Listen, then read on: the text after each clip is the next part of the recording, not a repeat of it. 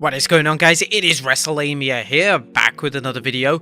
Now it's time for two big title matches as Sasha Banks and Naomi defend the Women's Tag Team Championship against Rhea Ripley and Liv Morgan, while Theory vies for Finn Balor's US Championship.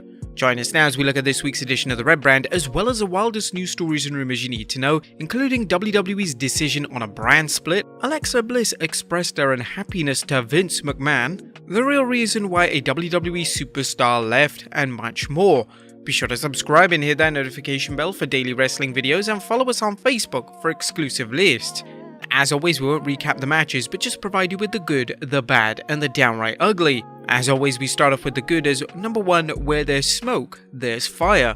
Last night's Street Profits vs RK Bro match should dispel any doubts that Montez Ford and Angelo Dawkins are turning heel soon. The Profits' use of the Usos theme music to distract Orton and Riddle, a trope that thankfully hasn't been used too much lately, was the latest example that the Profits will cut whatever corners necessary to win the Raw Tag Team Championship. Number 2, some funny segments.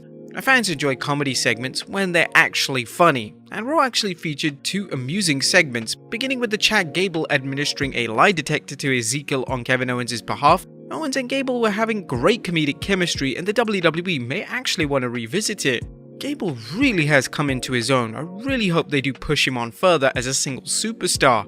Also, last night's double wedding or commitment ceremony was fun to see, as the WWE managed to squeeze more life out of the 24/7 championship with another wacky WWE wedding. R-Truth was hilarious as always, and it's likely he kept this bit from bombing. Number 3, good continuity.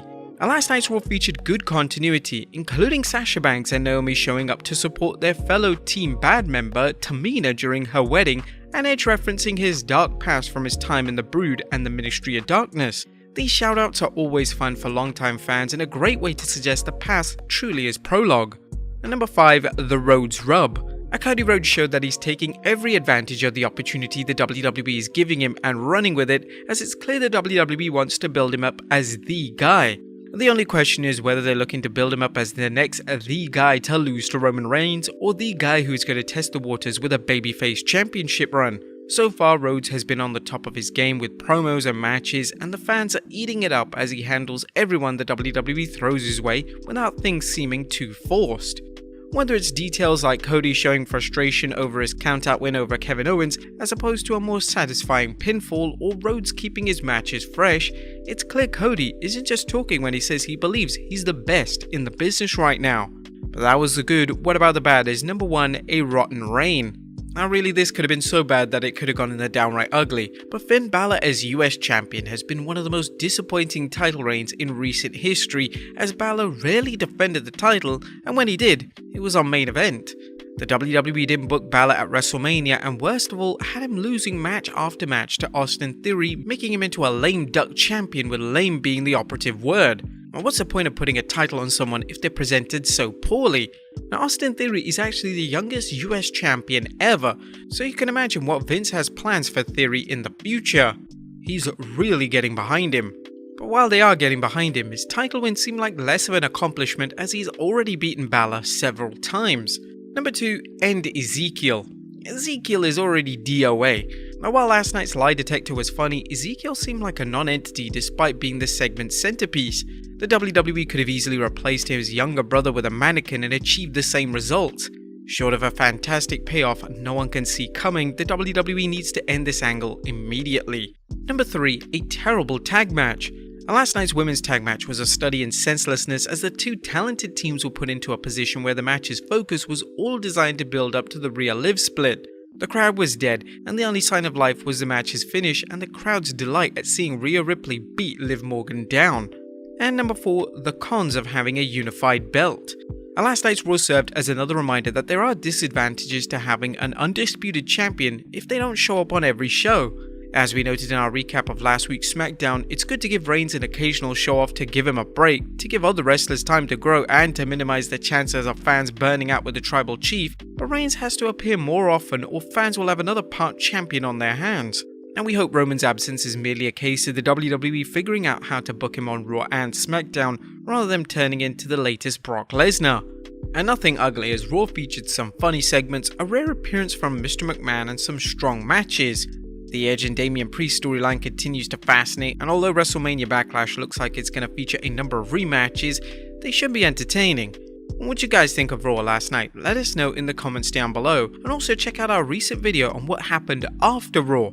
Now let's move on to the news.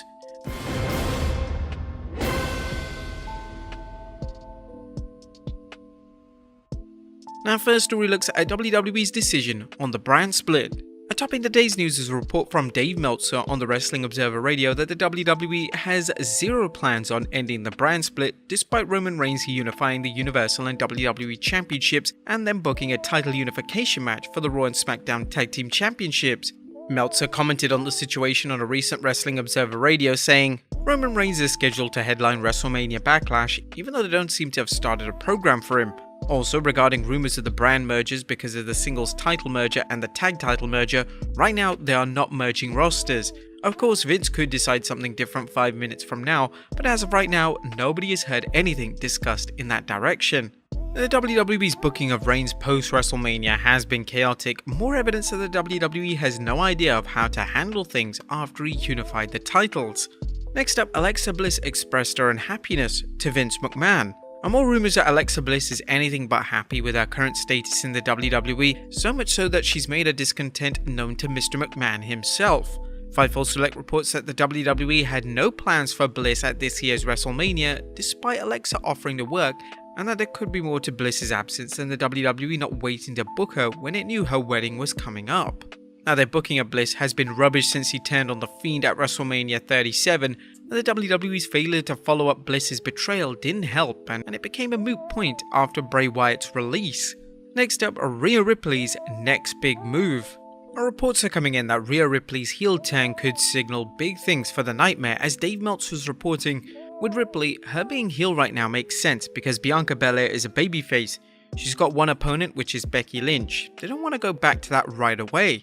Now, the red brand is sorely lacking in main event heels for the Women's Championship, but Ripley does make a viable challenger, giving her past title reigns as well as her being able to match Belair in size and strength.